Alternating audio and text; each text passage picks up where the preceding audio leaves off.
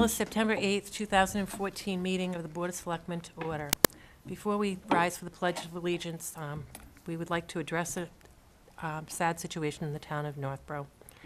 As most of the public is aware, the community of Northborough is sadly mourning the death of Specialist First Class Brian Arsenault, assigned to the United States Army 82nd Airborne Division. Brian Arsenault made the ultimate sacrifice for our country last week in Afghanistan. Brian died from injuries he suffered in a small arms fire confrontation with the enemy. The Board of Selectmen met this evening before our meeting with the Arsenault family and extended our sympathy and have offered whatever services that are needed or desired by the family while respecting their privacy and their wishes. The entire Board of Selectmen extends our sympathy to Brian's parents, Dan and Leslie, and his sister Lindsay, and his extended large family and multitude of friends.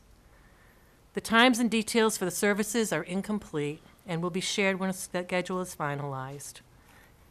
We would like to let you know that we will somehow or another communicate this as soon as we have the details ourselves. At this time, I would like to open it up to the Board of Selectmen to comment and reflect on Brian's life and sacrifice, and then to our legislative representatives that are here with us this evening. At the conclusion, I would like to ask everyone to rise and share a moment of silence. Then we will pledge allegiance to the flag, knowing that Brian paid the ultimate sacrifice to keep those words truthful and accurate. So at this point in time, I'd like to ask for comments and remembrances from the Northborough Board of Selectmen. Jeff? Like everyone, I was shocked and saddened to learn of Brian's death, while serving our country. And realizing that there's nothing any of us can say or do that will ease the pain of his family or his friends. I'm hoping that as a community we can come together to show the Arsenaults what their sacrifice means to us. As Dawn has said, we will let folks know as soon as possible regarding the services. Until then, I would respectfully ask that everyone please keep the Arsenaults in your thoughts and prayers. Thanks. Thank you. Leslie?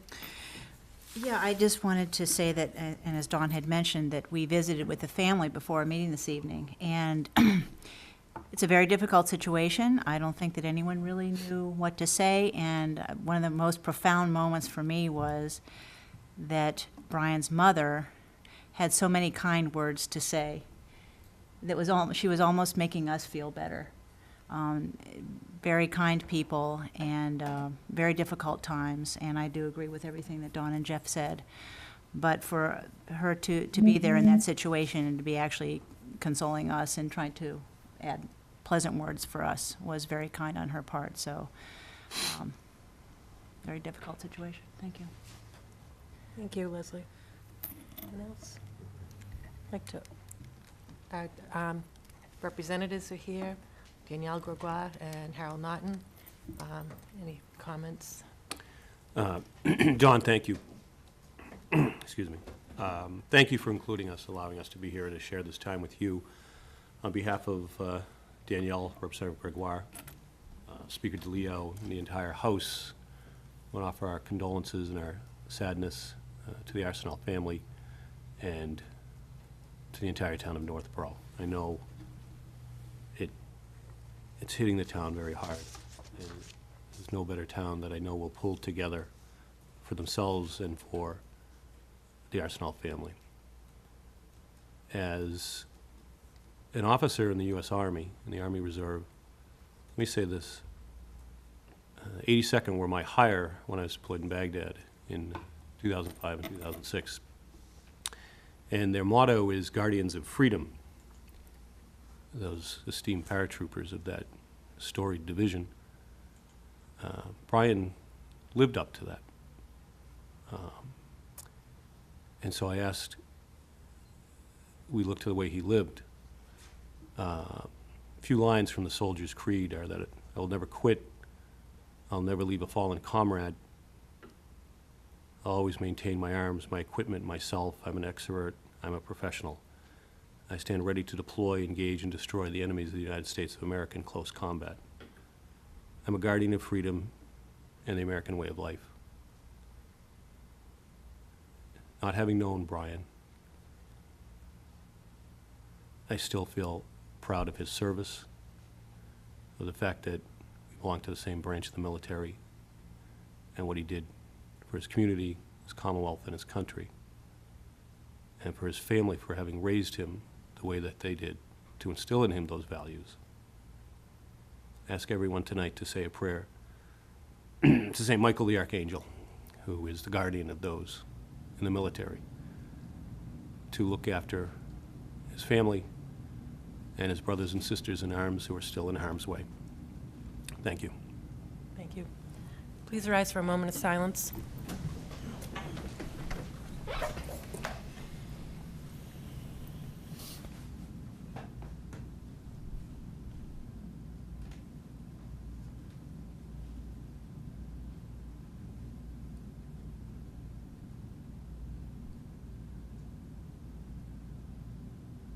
Let's now recite the Pledge of Allegiance. I pledge allegiance to the flag of the United States of America and to the republic for which it stands, one nation, under God, indivisible, with liberty and justice for all. I think at no time has it been more meaningful to say the Pledge of Allegiance. At this point in time, we have the approval of the minutes of the August 11th, 2014 regular meeting. Madam Chair, Yes. I move we approve them as submitted. Second.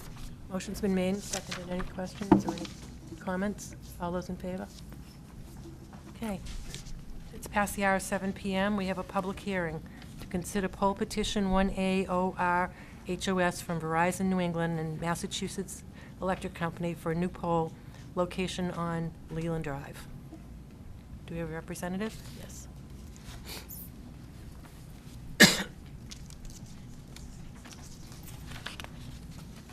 Hi. Hi, I'm Kellyanne Condon on behalf of Verizon.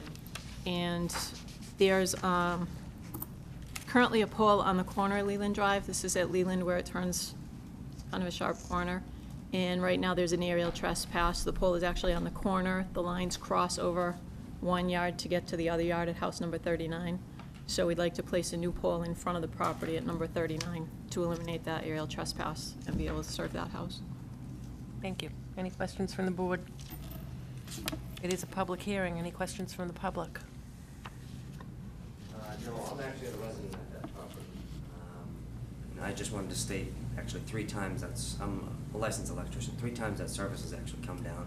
One from the neighbor also not trimming their trees also, which is another reason why I brought it to Verizon's attention, that it is aerial trespassing. Okay. Could we have your name, please? James, Reed? Okay. Anybody else from the public? I'll close the public hearing. Do I hear a motion? Jeff? Madam Chair, Yes. I move the board vote to approve the placement of one new pole on Leland Drive per Verizon petition number 1A0RH0S as submitted by Verizon New England, Inc. and Massachusetts Electric Company, National Grid. Second. Motion's been made, seconded. Any other comments? Hearing none. All those in favor? Okay. Past the hour of 7:05, we have June Hubbard, Ward Finance Director, approval and execution of advance in lieu of borrowing. Thank you. Before the board tonight to ask you to approve a $1.7 million internal advance in lieu of borrowing for the Lincoln Street School Addition renovation project that was approved at the April 2014 annual town meeting. As you might recall, we did transfer some bond proceeds, $268,000 in bond proceeds to that project. That funding is in place and it is available, but as the project is moving forward, that's not enough funding to get the project initially funded. We want to avoid issuing bond anticipation notes and avoid incurring any interest costs. So we're asking you to improve this internal funding mechanism of $1.7 million. Anyone else? Any questions from the board? Hearing no questions from the board, do I hear a motion? Madam Chair, Yes. I move the board vote to approve and execute the advances in lieu of borrowing in the amount of $1,700,000 as submitted by Finance Director June Hubbard Ward. Second. Motion's been made and seconded. Any other comments? Hearing none. All those in favor? Okay. Thank you very much. Thank you. Thank you. Next, we have Dan Nason, DPW Director, update on various projects. Skip one. I did. Sorry. I knew we were getting way ahead. Okay, past the hour of 7:10. Santos Escobar, doing business as Emma's Gourmet Pizza. Request for a common victualler license for premises located at 14 East Main Street. Do we have representatives?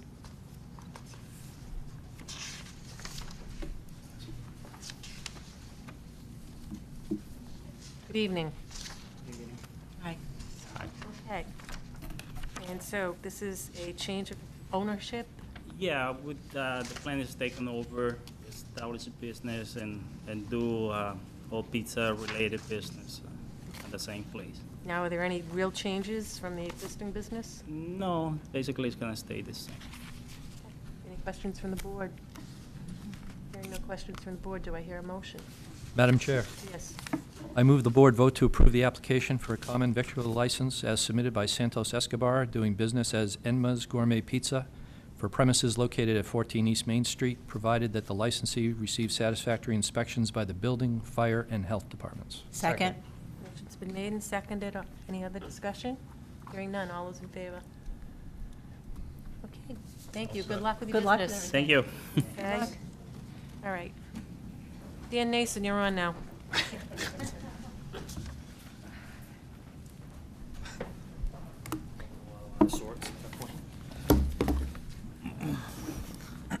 Thank you very much. Thanks for having me. I just wanted to update the board quickly on Otis Street closure. Basically, we are closely working with the town's civil engineers on that project. The civil engineers, the design consulting engineers, are currently analyzing the geotechnical data they recently received from the company that performed the borings out there. So we're right now looking at how they can design and engineer the footings and foundations so that they can accommodate not only the permanent superstructure that we'll be designing for the crossing, as well as a temporary bridge over that crossing. It only makes fiscal sense to design the footings and foundation once, bid them out and construct them, and use them for both the temporary structure, if that's the case, as well as the permanent structure. So right now, we're looking to see how we can do that and utilize the foundations one time. What's the time frame? I still don't know that yet. That's why I'm working with them, and I'll update the board regularly as needed. Right now, the website has been updated on the DPW main homepage as well as the town's homepage, and right now it's until further notice that the road is closed, because I do not know. I don't want to tell you it's going to be 4 weeks, if it's going to be 5, or, I'd rather just leave it until further notice, because I won't know anything until then, until I hear back from the engineers. Do you have an, kind of a follow-on question to Dawn's, but do you have an idea of when we would know roughly a timeframe, a lead time? I'd like to say a couple more weeks. Okay. I don't know. Thanks. Anyone else? Okay. Additionally, I'm very pleased to report to the board that there is a lot of activity down at the highway garage. The site has undergone a great deal of physical change down there. The site work associated with the replacement of the salt storage facility and the fuel island includes construction of additional stormwater measures to help protect the wetland resource areas that surround the property. We continue to work closely with Mass DEP as well as the Northborough Conservation Commission to protect these resource areas and prevent future soils from migrating into those resources. These measures are planned, and what I mean by planned is they're designed and engineered improvements to the site as we strive to enhance the overall appearance and general housekeeping in compliance with local and state requirements. You'll continue to see many changes as we move forward to the actual physical construction of the salt storage facility and the fuel island. With these alterations comes other changes. We are relocating the compost material that's down there now, so the lawn and yard waste disposal area will be changing. That location will be revised. We're currently constructing a new location at the facility, so those are all in our commitments to enhance the overall circulation and safety at the facility. These enhancements exemplify the department's commitment to regulatory compliance and is the result of a substantial amount of proper master planning and critical thinking. In conjunction with those, we also have multiple other projects going around throughout town that you'll probably have noticed, including Memorial Park, Ellsworth McAfee. I'm waiting for the contractor to give me a start date on the track reconstruction. We've got various other buildings that are being improved, including the cemetery garage, as well as the Assabet Park garage building is getting a new roof, and you'll see some new siding and new paint there shortly. And a few other drain projects that'll be commencing within the next week. Thank you. Questions from the board? Bill? Dan, I think you've done a great job since coming to Northborough. I know it's been quite the task for you coming in. Thank you. It's been a pleasure. Northborough, and, but you've done a great job, and what we, me as a citizen and a board member, really appreciate it. Thank you. Done a great job. Leslie? Yeah, Dan, the Ellsworth McAfee Park track replacement, what is that surface going to be? The same as what's there. It's bituminous. It's asphalt, hot mix asphalt. Okay. so Pavement. that's- Okay, It's going to be wider than the track Wider, that though. exists right now. Yeah, we're gonna, right now, it varies in width. It's very inconsistent. Yeah. We're gonna have it 6 feet wide throughout the entire project. okay. It's gonna be a very difficult project because it has, it's very confined. Since we're not able to traverse the fields, which we don't want to do, we have to stay within a very confined limit. And those limits will be well-defined, and the contractor, as well as the engineer that we have on staff to watch the project, will, they know those confinements. How long has that particular track been there? Oh, I thought you were gonna say length. Okay, I don't know the answer to either one of those questions. I don't know. Just curious what the lifespan is for that surface in Well, general. the problem is that the surface, it wasn't placed properly. There isn't enough gravel, good gravel material. It wasn't graded properly. So we're going to try and address some of those issues when we construct this track with cross slopes on it, and just make sure we have positive drainage, because that's the biggest problem. And you'll notice it's very thin in certain areas, so the grass is actually growing up through it. So we're going to try and address all those problems. Okay, thank you. And I also want to thank you very much for all your work. Oh, you're Involved welcome. in a variety of projects in town, and I know it's difficult at times, there's so many things happening, but That's all right. help It's keep Northborough beautiful. Good Thank fun. you. All right, thank you. Jason, was your hand up? Yes, I just wanted to ask about Memorial Field Observation Deck. Yes. Cost-wise, how is that fitting in with the approvals we had? We came in quite a bit under budget. Did it? Yes. Yeah. Yep. We do have one change order so far to the project, at our request, actually. We were out there, and there's some older cement concrete that's up against the building that is settled, and we're gonna replace that too while we're there, so it'll be all new concrete around the facility. So it'll only enhance the entire project. But we're well under budget. Yeah, I just wanted to echo the comments. As a former member of the Financial Planning Committee, I had the pleasure of seeing Dan's presentations for a number of the capital projects that were underway. And the information we got was always very thorough, very exhaustive, very well thought out. Thank you. It's really been a pleasure. Thanks. Thank you very much for all your hard work. No, and thank you for I feel like coming I'm tonight leaving and or something. updating the board. John? I don't know what's happening, but.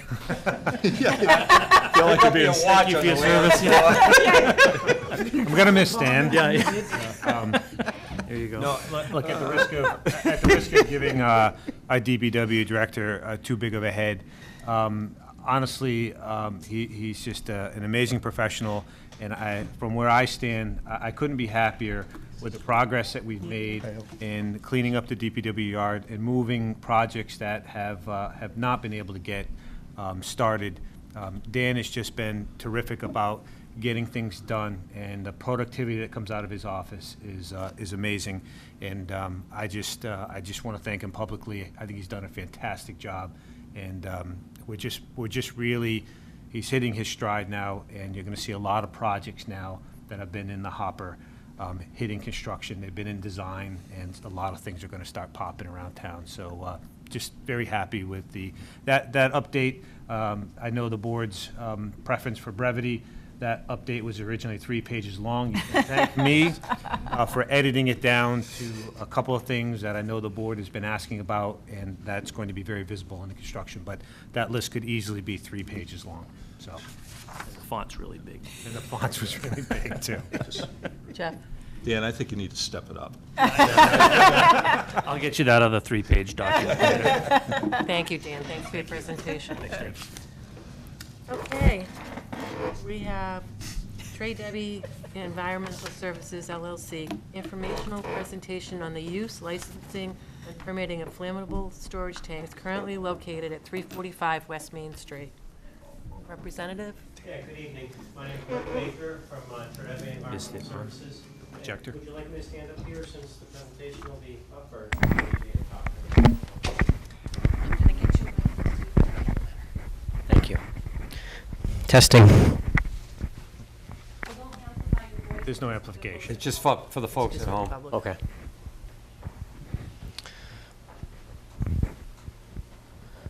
First of all, before the presentation comes up, I'd like to thank Diane Wackel and John Kader and Chief Durgan for working with us over the last year to try to work through the licensing and the permitting that we find ourselves in here that we're going to talk about. And appreciate you being able to give us some time here at the Board of Selectmen meeting. Okay, so our facility is 345 West Main Street. And it's a facility that has been there for quite a while. I believe it goes back to the 80s when it was known as Zeco Incorporated for many years. And the facility has changed hands a couple of times. Tridebe purchased the facility in 2011, spring of 2011. And we are an environmental services company. We have locations throughout the U.S., and I represent our locations in the Northeast. Again, my name is Rick Baker, and I'm the environmental manager. So this particular facility is a facility for us. It's a waste facility. It has a permit with Mass DEP. And it's a facility that hasn't been in use in quite a while in terms of the waste processing. And there's many reasons for that. But the thing that we're going to talk about tonight is the flammable and combustible licensing along with the tank permitting. Just touch. Yep. Oops. Just Sit the arrows down, here.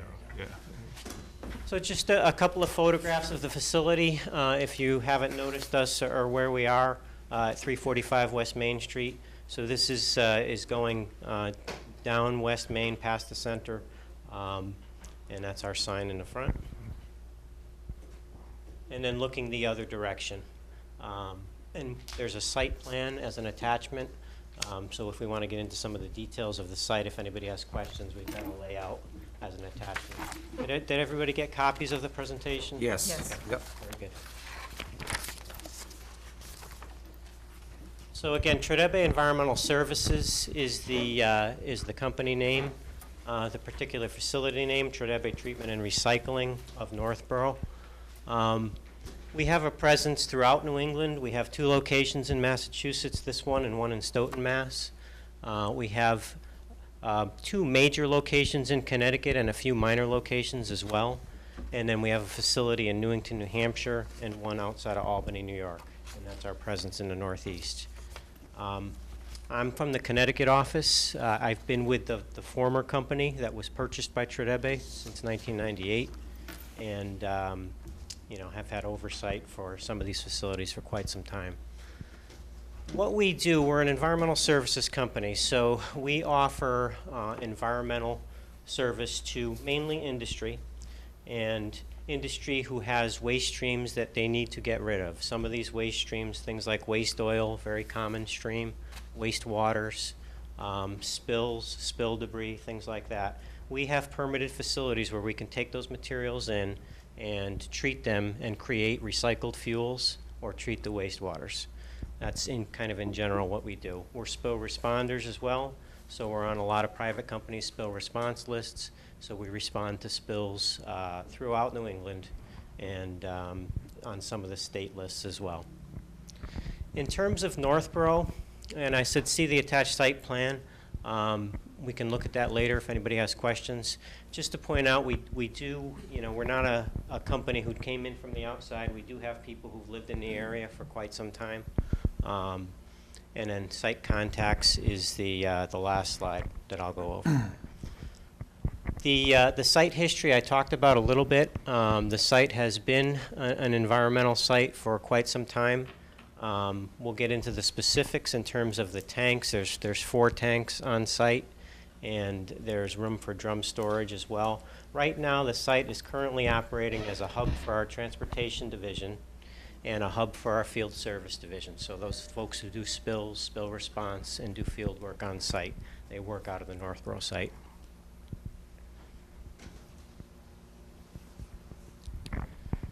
Now the licensing, when Tredebe took over, we mistakenly thought that the town of Northborough had licenses that were affiliated with the property. So in other words, a lot of the other facilities that we own and operate, there's a license to store flammable and combustibles that's associated with the property. And the 1972 license, the one that stayed active throughout, it was our belief that that was the license needed for the storage on the property. And then there were individual permits for the tanks. When we went to renew our tank permits back in the spring of 2013, that's when Chief Durgan pointed out to us that that's not the way it is, and that licenses are specific for specific units. So we've been working since that time to try to come up with a way to solve this problem. And these are the 3 licenses that were pointed out to us in the site's history. And our suggestion through letters to Mr. Coder and a couple of meetings is to try to reinstate the 1985 license, which was the one tied to the current 4 tanks. And please ask questions as we go along. There's a lot of detail here and there's a lot of background. And I understand I don't have 3 slides. I know 3 sounded like the maximum number, but I think I only have about 12. So above ground storage tanks and underground storage tanks permitting. So there are 4 above ground storage tanks. Again, they currently are not in use. They've gone through all of the testing and registration that they need to be in use. And Mass DEP is the agency who takes care of the underground tank inspections and testing. So we have passed all those programs, so the tanks are considered fit for use at this point in time. But again, the licensing and permitting is what we're talking about. In terms of the underground storage tanks, again, when we took over the site, there are 2 underground storage tanks at the site. One is a 4,000 gallon that was permitted for gasoline that is not in use, and then one is a 10,000 gallon diesel fuel tank that is in use. We would like to, so being an environmental company and having lots of customers who have had underground storage tanks in their history, we don't like them. So we'd like to get them out of the ground and close them through Mass DEP's program and along with the fire department. So that's a long-term goal. Just ask you a question. Just looking at your slide, and maybe I'm missing something here. But the first bullet says you have 4 above ground tanks. I look at the last bullet, said you'd like to remove both of the underground tanks and only have 1 above ground tank. So does that mean you're going to also remove 3 above ground tanks? No, meaning to take the underground tanks out of the ground and just have 1 new above ground tank for the diesel fuel. So what happens to the other 4 tanks? Those are the waste tanks through Mass DEP, so we'd like to continue to have those permitted. Okay, so you'd have 4 waste tanks and 1 diesel. 1 diesel for fuel. above. Exactly. Yep.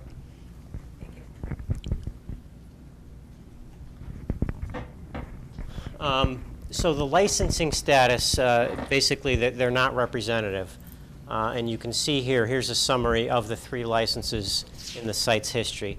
So the license that we continued to renew, that was renewed all the way back as far as we could find the records on, was the 1972 license, and it represents 3 5,000 gallon USTs, of which we don't have. And right there's the numbers. We have the 1 4,000 gallon UST and the 1 10,000. The 85 license, which has not been renewed, represents the 4 current above ground storage tanks, 10,000 gallons apiece. And then the 77 license was for 2 10,000 gallon USTs. So basically what we're presented with here is historical licenses that don't match the current status of the facility. So we'd like to try to come up with a way to make them match and continue to move forward at the facility.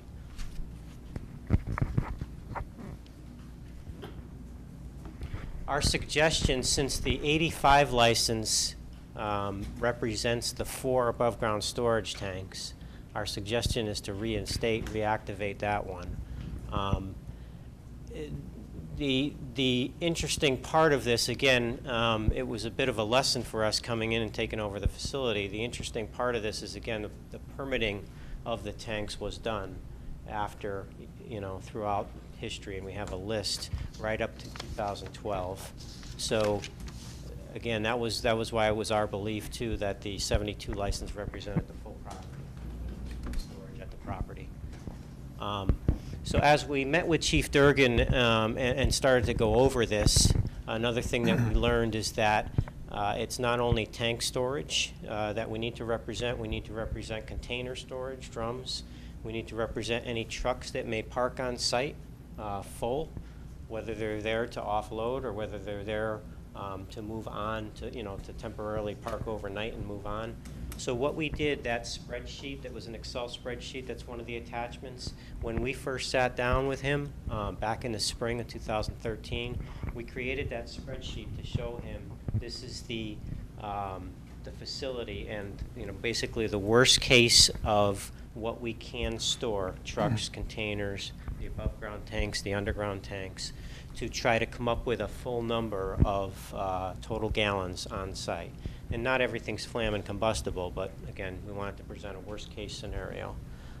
So that spreadsheet has the 4 above-ground tanks, the 2 underground tanks, and it lists whether they're active or inactive. It lists the total volume and so forth. So there's quite a bit of detail there in terms of the site. So again, the pickle is how do we make the former licenses fit?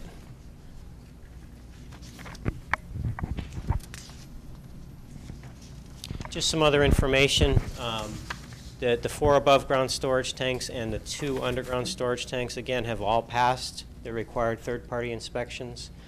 The above-ground tanks go through an American Petroleum Institute testing procedure where an engineer is hired and they come on site and they do thickness testing and they check welds and seams and so forth. And then we did hydrostatic tests for tightness testing where water is held in each of the tanks for 24 hours minimum and leaks are tested and they all pass that. And then the 2 USTs, that's a Mass DEP program where a third-party inspector comes on site and does similar types of testing, and they've all passed those tests. And then just informationally, the site holds what's called a Part B permit, and that allows us to bring waste materials to the site. So we're currently working with Mass DEP on that permit as well. It's an active permit now, and it's in renewal. Any questions? Yes. Jeff? So you talked about the third-party inspections. So are there any storage tanks or devices on site now that are not up to date on inspections? No. No. Okay. No. It's basically those 6 units. Everything else is drum storage.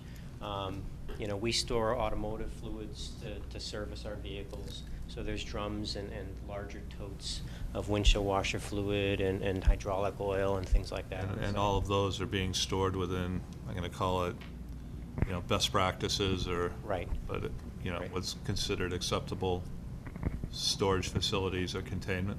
Correct, yep. And, since we're storing oil on site, there's federal rules that we have to follow. So there's what's called an SPCC plan, and an outside professional engineer has to come in and make sure you're storing correctly, as you're referring to.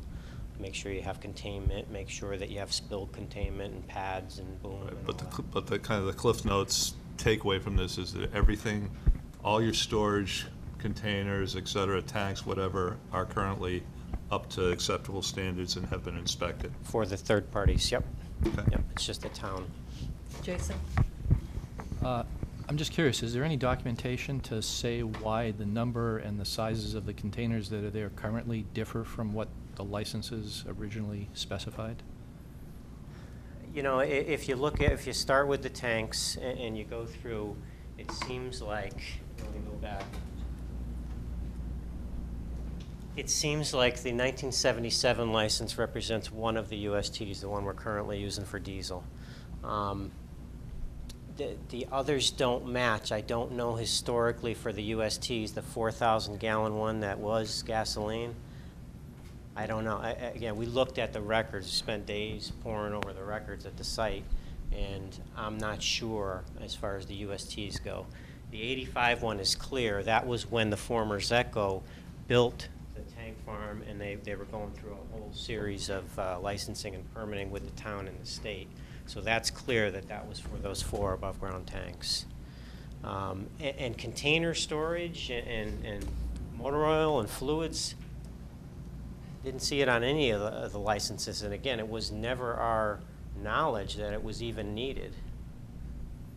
So it was a surprise to us. When this was made aware, it was a surprise to us.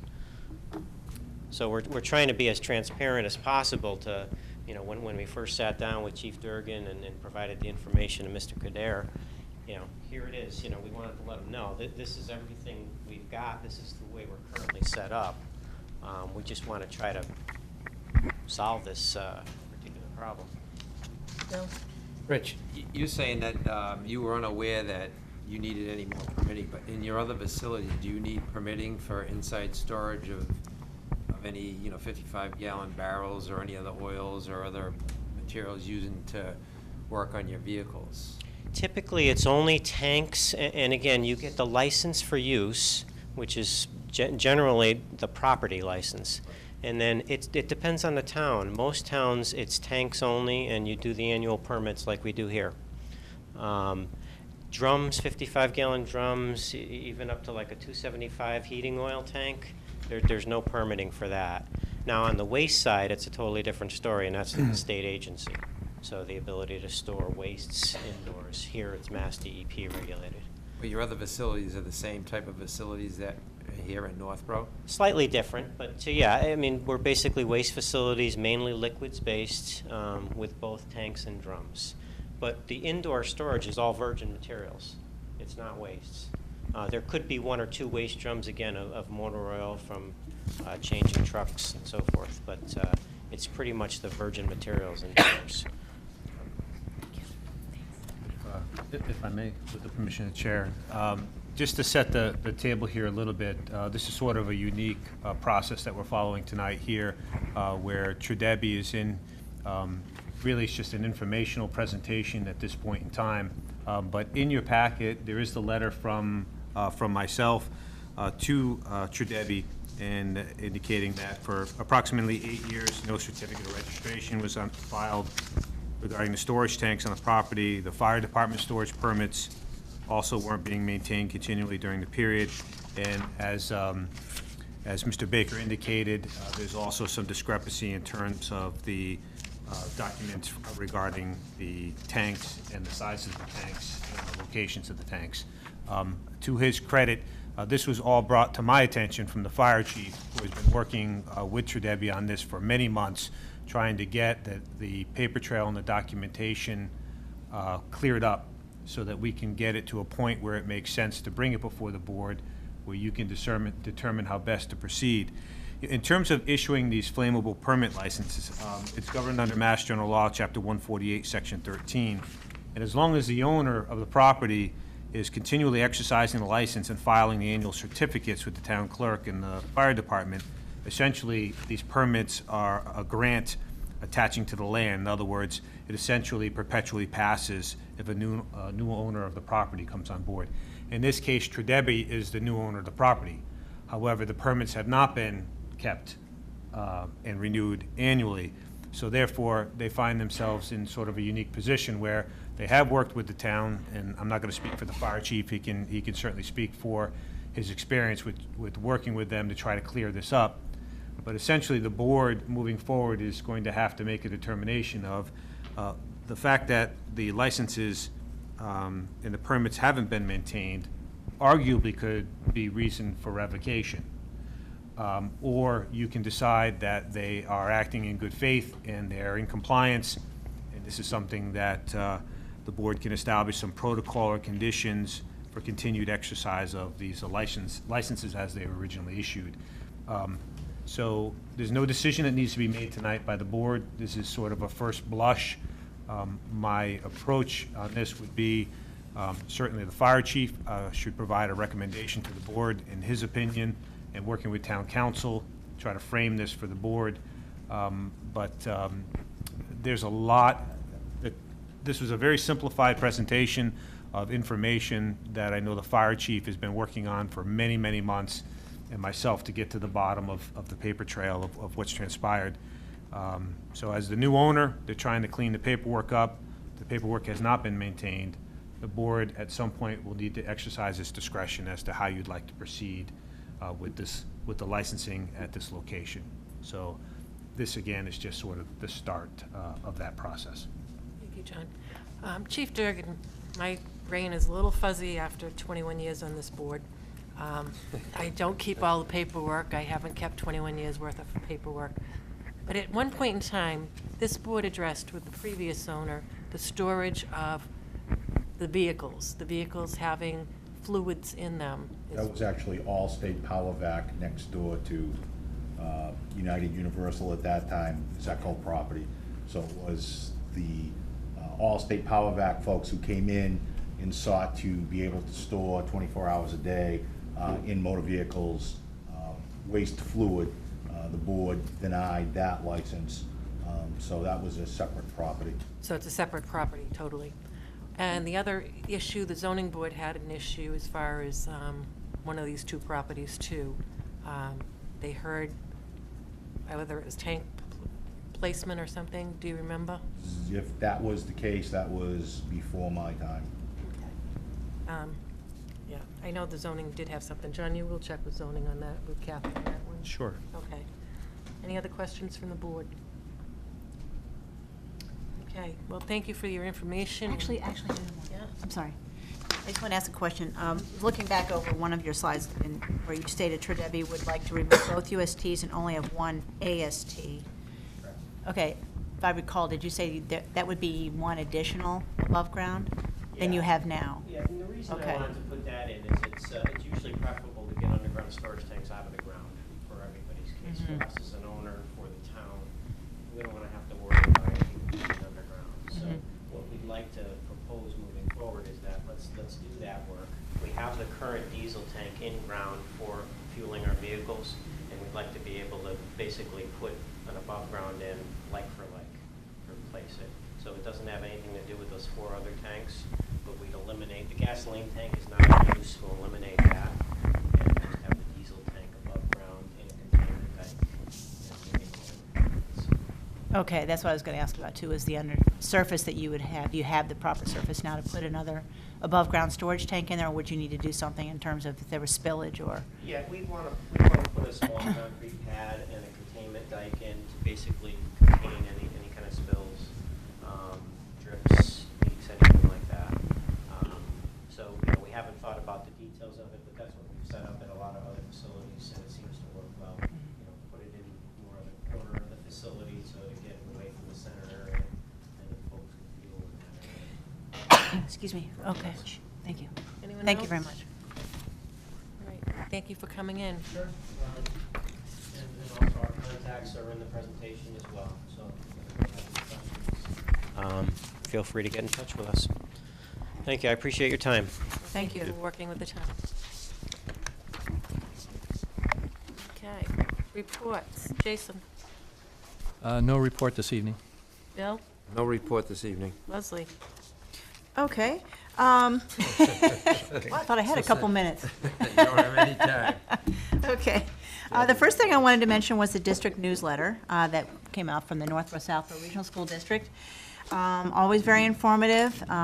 It's nice because there were pictures of all the principals and for all the schools in there, which is very nice to see. And each school is represented, details provided about different projects going on. I think it's a nice welcome back for the kids, but it does go out to all the residents of Northborough so that everybody can be informed about what's going on in the schools. So I want to thank the school department for putting that out again. I also wanted to mention Chief Durgan's fire report. And I do appreciate all the information that you put in this. This particular one covers from January to June. So I just wanted to mention some numbers here. I wish I did have time to go over your report and list all the things that you do, because it's so many different kinds of things that I know that the general public really doesn't think about all these things and what you all do in your department. But numbers-wise, year-to-date, you've had 419 fire responses, 626 EMS responses, 32 first and second alarms, 283 engine company alarms, and 730 still alarms. But that's just a tip of the iceberg. So it's really an amazing report, and I do appreciate the fact that you put this together for everybody. It's quite inclusive, so thank you very much, Dave, for putting that out. The other thing I wanted to mention, and I don't want to necessarily feel like we could discuss it at length, but I'm getting a lot of questions about the town's involvement or knowledge about the pipeline situation that could be coming to our area and what its impact on Northborough could be. And I know that this, Kinder Morgan Yep. has done presentations, I believe, in Berlin.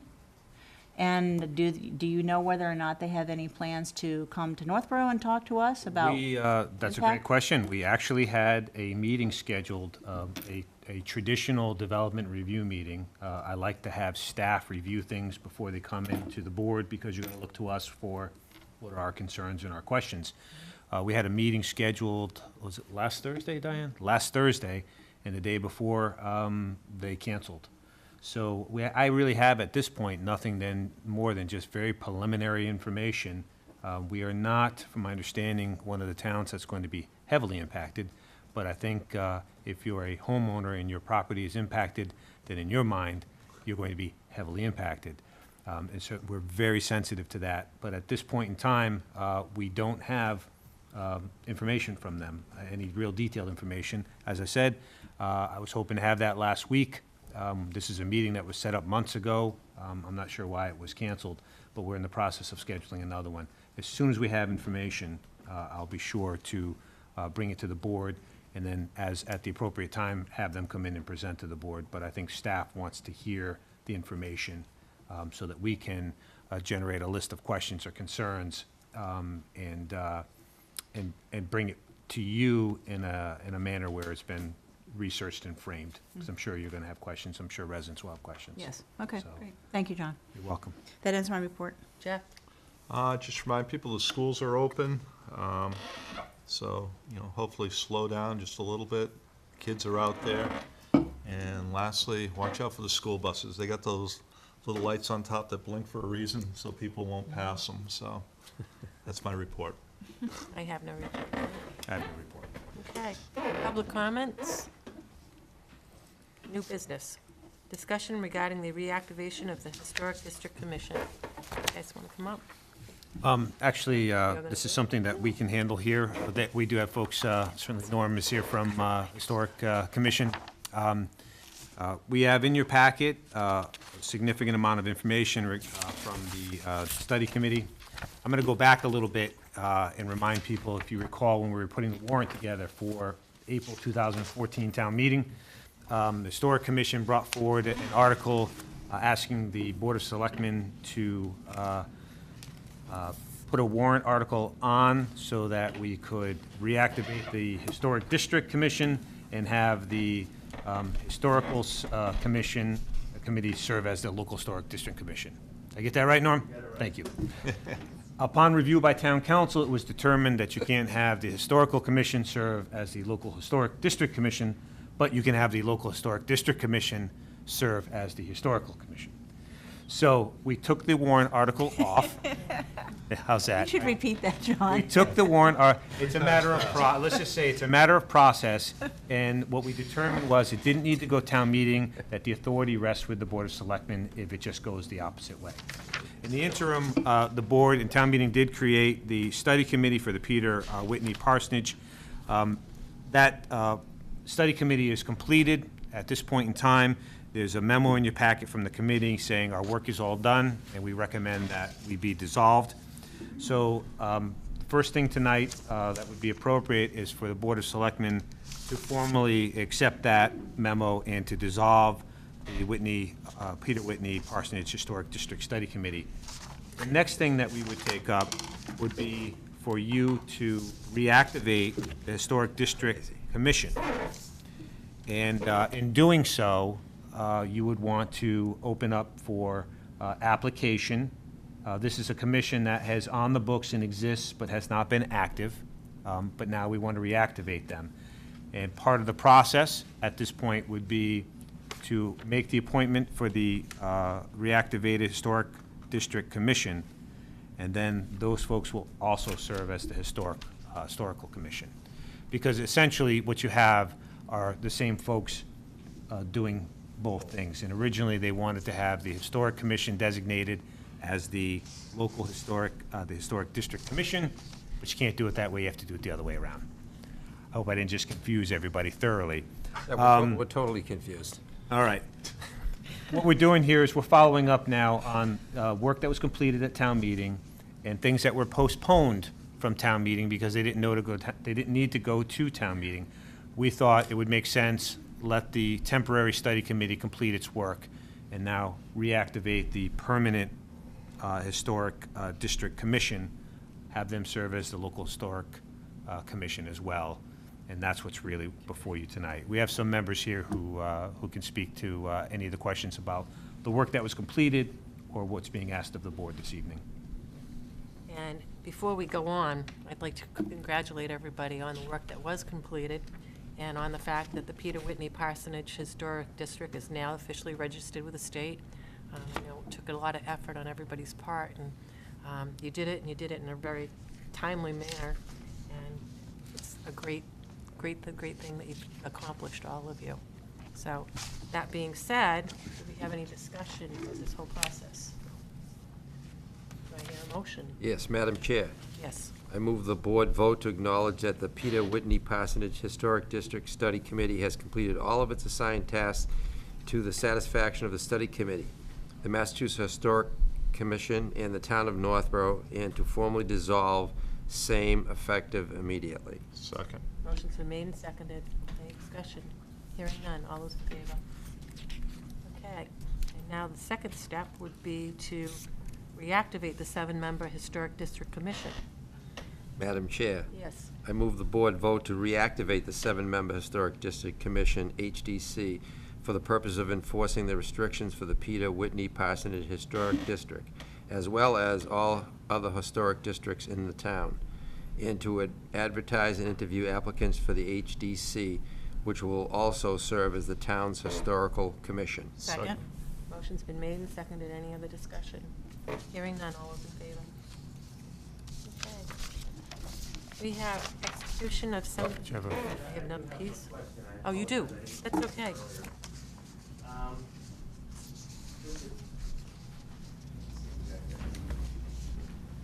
How does this exactly work? Because I have a very active historical commission which I'm the acting chair on. And this essentially dissolves them. Yes. And that's, what is the next step? I'm afraid I'm gonna lose some members of the commission. Yeah.